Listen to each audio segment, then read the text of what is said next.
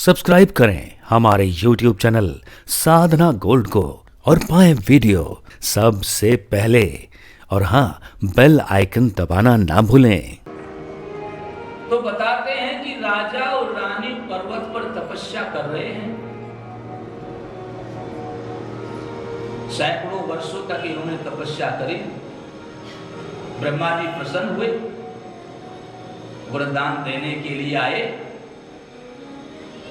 और कहा, राजन उठो, आपकी तपस्या पूरी हुई, ब्रह्म हुई, वरदान मांग लो। जैसे ही ब्रह्मा जी ने राधा भगवान शिव से कहा, वो राजा जो बैठे हुए उनसे कहा, तो राजा ने नेत्र खोले और देखा ब्रह्मा जी मेरे सामने खड़े हैं और वरदान देने के लिए तत्पर हैं। तो राजा ने कहा, ब्रह्मा जी आप मुझ पर प्रसन्न हैं तो मुझे वरदान दीजिए कि मुझे मोक्ष की प्राप्ति हुई।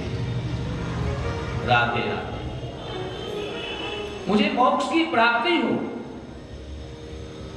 ब्रह्मा जी तो वरदान देने के लिए आए हैं, जो मांगेंगे सो देना होगा। जैसे ही ब्रह्मा जी ने हाथ आगे को बढ़ाया तथास्तु कहने के लिए, पास में जो महारानी बैठी है अभी अभी तपस्या से खड़ी हुई है, तुरंत खड़ी होगी, बोले ब्रह्मा जी ठहरो, अगर आप इनको मोक्ष का वरदान देंगे तो मैं आपको श्राप दे दूंगी। राधे राधे।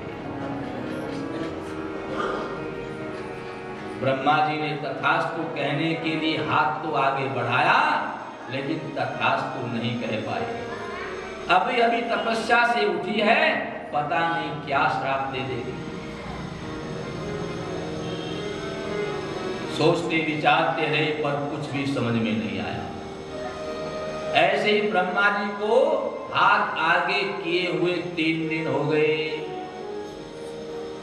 ब्रह्माणी जी इंतजार कर रही हैं, राजा को वरदान देने के लिए गए थे, 3 दिन हो गए अब तक नहीं आए।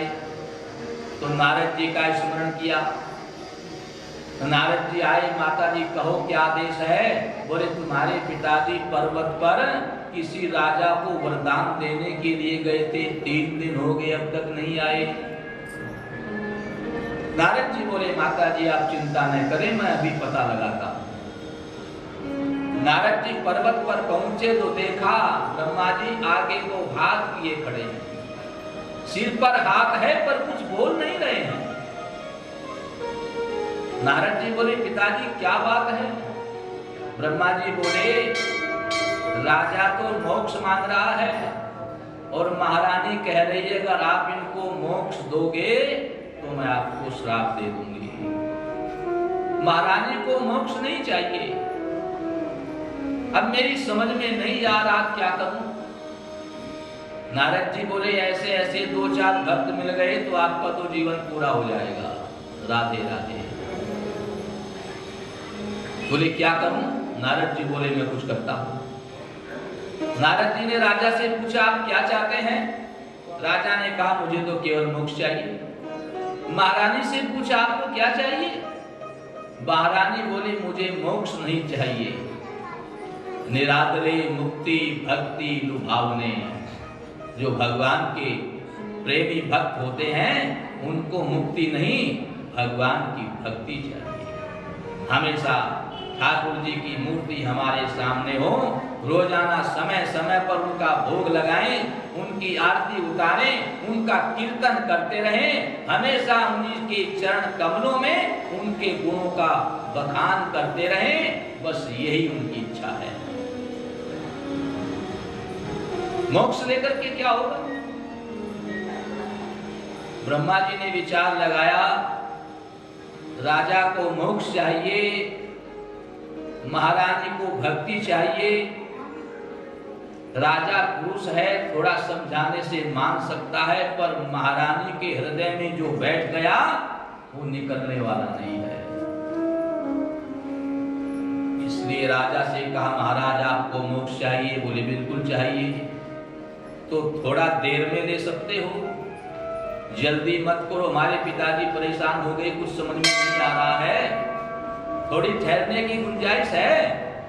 राजन बोला ठीक है, देर में मिलेगा तो भी ठीक है। पर चाहिए तो मोक्ष। नारद जी बोले ठीक है, अब बात बन गई।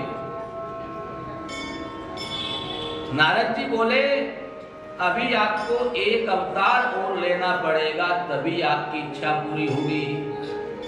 एक अवतार की बात है, एक जन्म आपको और लेना पड़ेगा।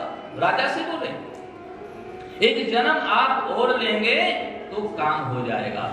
राजा बोला ठीक है, मुझे तो मोक्ष चाहिए, उसके लिए मुझे एक जन्म और लेना पड़े तो मुझे स्वीकार है। तो ये राजा रानी अगले जन्म में भूतल पर आए और राजा बने वृषभानु और महारानी बनी कीर्ति, और बोले आपके यहाँ कन्या के रूप में मोक्ष, साक्षात मोक्ष अवतार धारण करेंगे। उनका नाम स्मरण मात्र से ही मोक्ष की प्राप्ति होएगी, क्योंकि ये साक्षात मोक्ष का ही अवतार है। इनके यहाँ श्री राधा जी का जन्म हुआ और ये राधा जी साक्षात मोक्ष का अवतार है। इनका नाम स्मरण करने मात्र से ही मोक्ष की प्राप्ति होती है। राधे राधे।